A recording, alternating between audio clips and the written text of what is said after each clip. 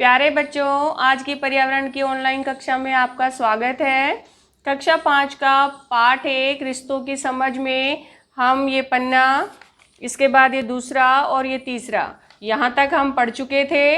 इसके बाद हम आज यहाँ से पढ़ेंगे। अपनी कॉपी में सारणी बनाकर लिखिए कि आप अपने रिश्तेदारों के यहाँ कब कब जाते हैं, जैसे आवश्यक कार्य होने पर, त्योहार पर या कभी नहीं आदि। यहाँ पर आपके रिश्तेदार लिखे हैं, जैसे लिखे हैं नाना जी, नानी जी, दादाजी, दादी जी, चाचा जी, चाची जी।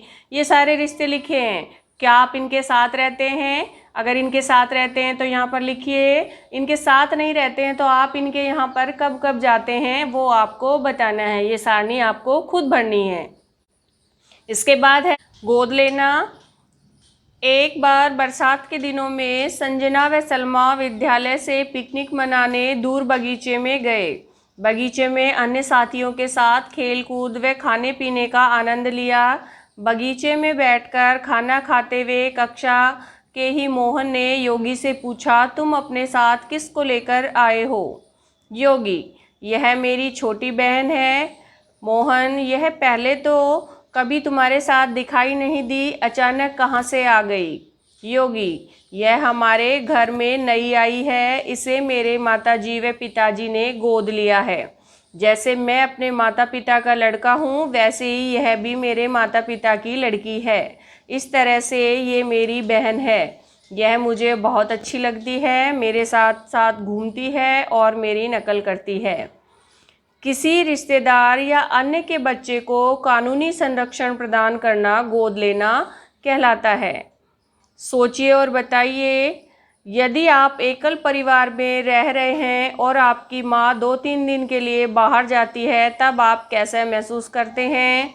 जिन बच्चों के माता पिता नहीं होते हैं, उनकी देखभाल के लिए सरकार के द्वारा संचालित विद्यालय या आश्रम या छात्रावास के बारे में चर्चा करेंगे। ये जो प्रश्न लिखे हैं, इनके उत्तर हम आपको जब प्रश्न उत्तर करवाएंगे उस समय बताएंगे। अभी हम पाठ पढ़ते हैं।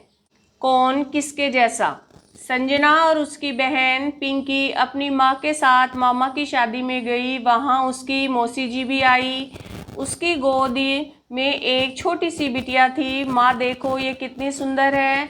अरे देखो देखो, इसकी नाक तो नानी जैसी है, आंखें इसके चाचा जैसी हैं, गोरा रंग दादाजी जैसा है और इसके भाई के चेहरे का रंग तो हल्का सांवला है। ये आपको चित्र दिखाया है, इसमें उसकी माँ है, पिंकी है और मौसी है। कौन किसके जैसा होता है? हम अपने परिवार में ही लोगों से हमारे आँख, नाक, मुंह ये सब एक दूसरे से मिलते हैं। पता कीजिए व लिखिए आपके कौन कौन से शारीरिक लक्षण आपके परिवार में किस सदस्य से मिलते हैं। अपनी कॉपी में लिखिए। ये सारणी आपको अपने मम्मी पापा से पूछकर लिखना है। आपका चेहरा है वो किससे मिलता है, आंखें किससे मिलती हैं, नाक किससे मिलती है, बाल किससे मिलते हैं, कान किससे मिलते हैं और रंग आपका किसके जैसा है।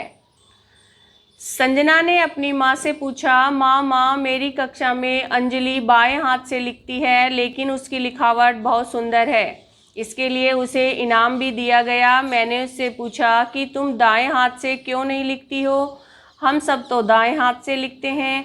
उसने कहा, मैं सभी कार्य बाएं हाथ से करती हूँ। मैंने दाएं हाथ से लिखने का प्रयास किया पर लिख नहीं पाती हूँ। पता कीजिए व लिखिए आपकी कौन कौन सी आदतें आपके परिवार के किस सदस्य से मिलती हैं। अपनी कॉपी के अंदर लिखना है आपको। आपकी बात करने वाली आदत है वो आपके परिवार में किससे मिलती है, आपका चलना किससे मिलता है, आपका उठना बैठना किससे मिलता है। बच्चों के लक्षण अपने माता पिता, दादा दादी, नाना नानी के लक्षणों से मिलते हैं। इन लक्षणों को आनुवांशिक लक्षण कहते हैं। यह वंशानुगमन अर्थात पीढ़ी दर पीढ़ी लक्षणों का गमन कहलाता है। बच्चों में कुछ लक्षण आसपास के वातावरण से प्राप्त होते हैं जो वंशानुगत नहीं होते हैं। आओ जाने। ग्रेगर जॉन मेंडल ने मटर के पौधे पर बहुत से प्रयोग कर वंशानुगत के नियम प्रतिपादित किए थे, इसलिए इन्हें उन आनुवंशिकी का जनक कहा जाता है। डॉक्टर हरगोविंद खुराना ने वंशानुगत नए गुणों के निर्धारण हेतु कई शोध पत्र लिखे हैं। इस कार्य हेतु इन्हें नोबेल पुरस्कार से सम्मानित किया गया है। पिंकी ने यह तो समझा कि हम अपने माता पिता या घर के अन्य सदस्यों जैसे होते हैं, लेकिन वह यह भी जानना चाहती थी क्या यह गुण जानवरों में भी होते हैं। चर्चा कीजिए और बताइए कि गाय अपने बछड़े को कैसे पहचानती है। आपकी माँ भीड़ में आपको कैसे पहचानती है। इनके उत्तर हम आपको बाद में बताएंगे। वास्तव में प्रत्येक जीव में उसके माता पिता या पूर्वजों के गुण होते हैं, लेकिन वे कुछ गुणों में भिन्न भी होते हैं। यहाँ तक कि जुड़वा बच्चे भी कुछ कुछ गुणों में एक दूसरे से भिन्न होते हैं। हमने क्या सीखा इस पाठ में। सबसे पहला पॉइंट है, अलग अलग कारणों से परिवार एकल या संयुक्त होते हैं। दूसरा पॉइंट है, एकल व संयुक्त परिवार के सदस्यों की भूमिकाएं अलग अलग होती हैं। तीसरा पॉइंट है, कुछ लोग गोद लेकर बच्चों को पाल पोस कर बड़ा करते हैं।